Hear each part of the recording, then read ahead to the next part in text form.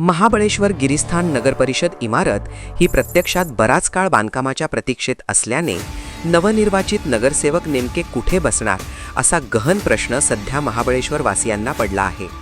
महाबळेश्वर नगरपरिषद निवडणुकीचा बिगुल दुसऱ्यांदा वाजल्याने काही दिवसातच महाबळेश्वर नगरपरिषदेत नूतन नगरसेवकांची निवड प्रक्रिया पूर्ण होण्याच्या उंबरठ्यावर असताना अपूर्ण नगरपरिषद इमारतीचा मुद्दा पुन्हा ऐरणीवर आला आहे।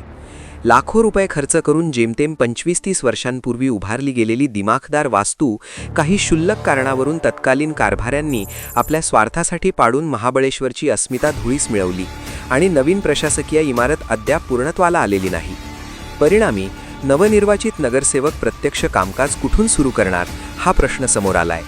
मागील काही वर्षांपासून ही इमारत कधी तांत्रिक कारणांमुळे, कधी कंत्राटदारांच्या विलंबामुळे, तर कधी प्रशासकीय प्रक्रियेत अडकलेली आहे। नवीन कार्यकाळ सुरू होत असतानाच महाराष्ट्रातील क वर्ग श्रेणीतील श्रीमंत नगरपरिषद अशी ख्याती असलेल्या नगरपरिषदेला तात्पुरता पर्याय शोधण्याची वेळ आली आहे।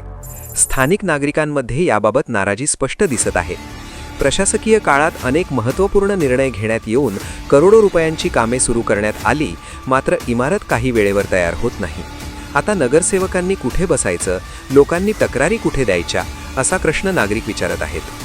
सध्या तात्पुरत्या स्वरूपात जुन्या इमारतीमध्ये कामकाज सुरू असून येत्या काही दिवसात नवनिर्वाचित नगरसेवकांची निवड प्रक्रिया पूर्ण होताच सगळ्यांच्या नजरा नव्या इमारतीच्या कामकाजावर आणि तात्पुरत्या कार्यालयाच्या निर्णयावर लागणार आहेत।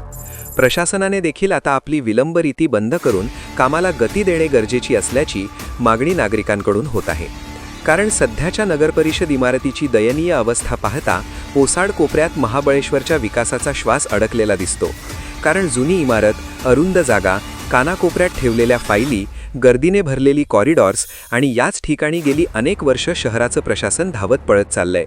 नवी इमारत उभी राहील, शहराचा चेहरा बदलेल, प्रशासकीय कामांना गती येईल अशी कितीतरी स्वप्न महाबळेश्वर वासियांनी पाहिली होती। पण आजही त्या भकास केलेल्या इमारतीत फक्त रिकामे खांब आणि विटांच्या जखमा दिसत आहेत। इमारत कधी पूर्ण होणार आणि तोपर्यंत शहराचा कारभार कोणत्या दारात, कोणत्या खोलीत, कोणत्या तात्पुरत्या छत्राखाली चालणार अशी चर्चा शहरात सुरू आहे। आज महाबळेश्वर फक्त इमारत पूर्ण व्हावी अशी मागणी करत नाही, तर शहराचा आत्मसन्मान परत मिळावा एवढीच हाक देत आहे।